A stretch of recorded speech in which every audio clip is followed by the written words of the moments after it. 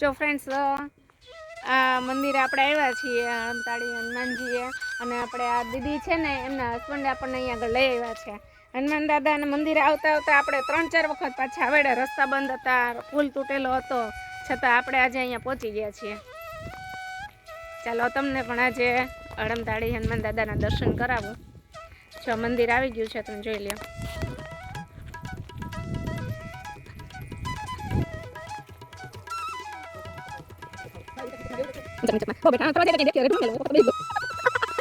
ખરેખર આ હળમતાળી હનુમાન દાદાનું મંદિર દૂરથી પણ જો એટલું સરસ લાગે છે તો અંદર કેટલું સરસ હશે અને એમાં એમનો પરિસર એ તો ખૂબ જ સરસ છે કેટલો વિશાળ છે તમે જોઈ શકો છો મંદિરના પરિસરમાં પગ મૂકતા જ પવિત્રતાનો અહેસાસ થાય છે ઉર્જાથી ભરપૂર વાતાવરણ છે અહીં આવનાર ભક્તોને ખરેખર શાંતિ અને અદ્ભુત પ્રસન્નતાનો અનુભવ થાય છે પરિસરમાં સુંદર બગીચો પણ છે જે મનને મોહી લે છે આ બધું આપણે પછી આગળ જોશું જરૂર પણ પહેલાં આપણે દાદાના દર્શન કરીએ ચાલો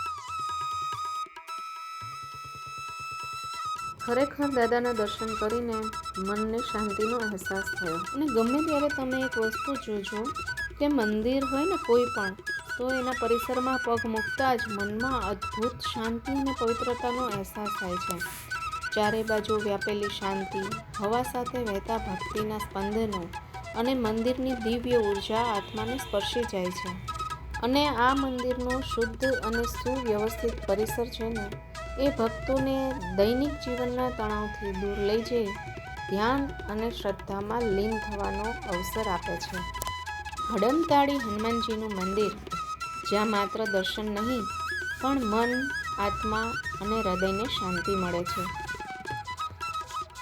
જો તમે જોઈ શકો છો કે એક કાકા છે ને એ સાફ સફાઈ કરતા નજરે પડે છે તમે જુઓ ક્યાંય પણ એક જરી પણ કચરો નથી છતાં પણ સાફ સફાઈ કન્ટિન્યુ ચાલુ હોય છે જો અહીંયા પણ કંઈક છે મિત્રો ચાલો ત્યાં પણ આપણે દર્શન કરી આવીએ જોઈએ શું છે ત્યાં અત્યારે તો ત્યાં લોક છે અને દરવાજા પણ બંધ છે પણ ઉપર લખેલું છે એ જોઈએ શું છે જો અહીંયા ધૂણો છે જો હમણાં તમને ક્લિયર દેખાડું જો અહીંયા ધૂણા લખેલું એવું દેખાય છે એટલે કે હોમ હવન જ્યાં થાય છે એના તો દર્શન નથી થયા પણ આપણે જોયું કે અહીંયા આગળ ધૂણો છે ત્યાં આગળ હોમ હવન થાય છે અમુક વાર તહેવારે જેમ કે હનુમાન જયંતિના દિવસે બહુ સરસ એવો મોટો હવન થાય છે તમે જોઈ શકો છો આ કુદરતી સૌંદર્ય મન મોહી લે તેવું છે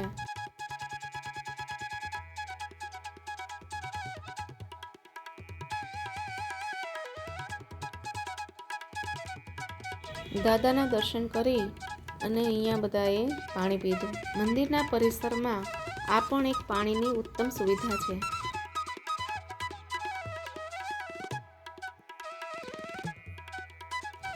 જો અહીંયા ઝાડવાના છાયામાં બાકડા પણ મૂકેલા છે જેથી ભક્તો અહીંયા વિશ્રામ કરી શકે અને આ જ પરિસરમાં રસ્તાની પેલી બાજુ બાળકો માટે લપસણી અને ઝૂલાઓ અને ઘણું બધું એવું છે કે બાળકો આરામથી રમી શકે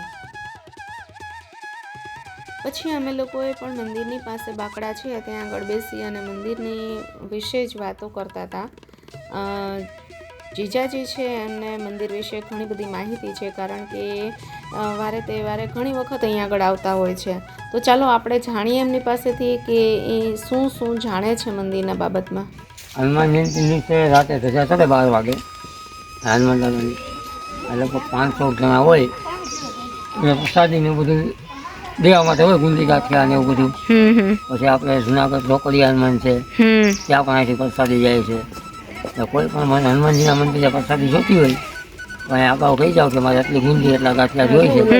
હનુમાન જયંતિ દિવસે આગલે દિવસે રાતે બધું કમ્પ્લીટ હોય. અને પેકિંગ કેવી રીતે કરે? પેકિંગ તો તમને કોઈ દુકાનવાળા પણ કે મોલવાળા ન કરે એવું પેકિંગ હોય. તમારા વાહનમાં મુકાવી અને બધું કમ્પ્લીટ જ હોય. એટલે એકવાર હનુમાન જયંતિ દિવસે દર્શન કરવાના પ્રસાદ લેવા તો અહીંયા આવવું જ જોઈએ રાતે. એવું તમે જિંદગીમાં ક્યાંય પ્રસાદ નહીં લીધો હોય. હનુમાન જયંતિના આગલા દિવસે 12 વાગે રાત્રે ચડે ધજા. હનુમાનજી આગલે દિવસે 12 વાગે હનુમાન જયંતિ થઈ ગઈ. હા, પછી પ્રસાદી અહીંયા આપે. જે ભક્તો આવ્યો હોય ને એ તમને ક્યાંય જિંદગીમાં જોવાય નહીં મળે કે ખાવાય નહીં મળે. તો છે.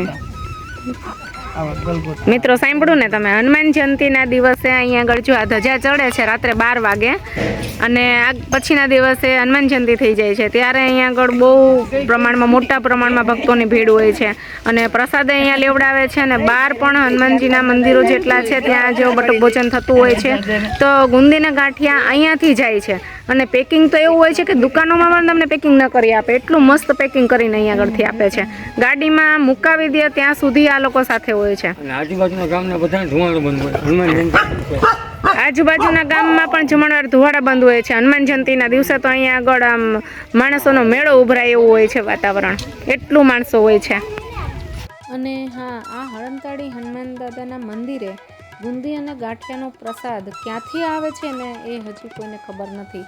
કોણ મૂકી જાય છે અથવા તો ક્યાંથી આવે છે એ એક ચમત્કાર જેવી વસ્તુ છે કે હજી સુધી કોઈને ખબર નથી કે આ વસ્તુ, આ પ્રસાદ આવે છે ક્યાંથી. અને દુનિયાનો પ્રસાદ હોય છે એ બહાર જાય છે, બધા હનુમાન દાદાના મંદિરોમાં પણ આ પ્રસાદી અહીંથી જાય છે પેકિંગ થઈને. બોલો, તો એકવાર જરૂરથી મુલાકાત લો હળમતાળી હનુમાન મંદિરની અને શ્રી હનુમાનજીના દર્શન કરીને જીવનમાં સુખ, શાંતિ અને શક્તિના આશીર્વાદ મેળવો. અહીં તમારા પરિવાર સાથે આવીને દાદાના દર્શન કરો અને આશીર્વાદ મેળવો.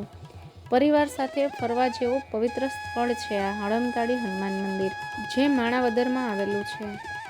માણાવદરમાં આ મંદિરનો રૂટ કયો છે તે હું ડિસ્ક્રિપ્શનમાં ચોક્કસ લખી દઈશ. તો ફ્રેન્ડ્સ, ડિસ્ક્રિપ્શનમાં ચોક્કસ જોઈ લેજો.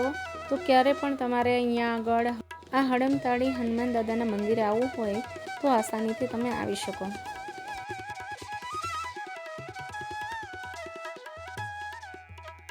જો આપણે દર્શન કરીને હનુમાન દાદાના નીકળી ગયા છીએ અને આપણા નસીબ સારા હતા, બહુ જ સારા હતા. એટલે આપણને દાદાના દર્શન થયા નકર અમે 3 વખત રસ્તામાંથી પાછા વળ્યા હતા.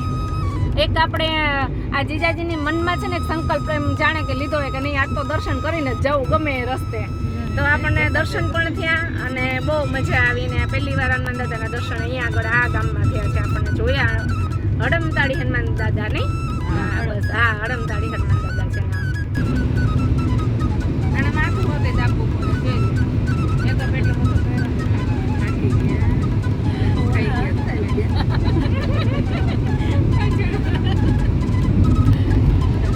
જો તમને અમારો વિડીયો ગમ્યો હોય તો લાઈક, શેર અને સબસ્ક્રાઈબ કરજો. સરસથી કમેન્ટ કરજો. નથી કપડા ધોવા જવું પડે તો ઈ કે નથી કરવું યાર. ચકલા પાણી નાય કરે. કેટલી ચકલી છે.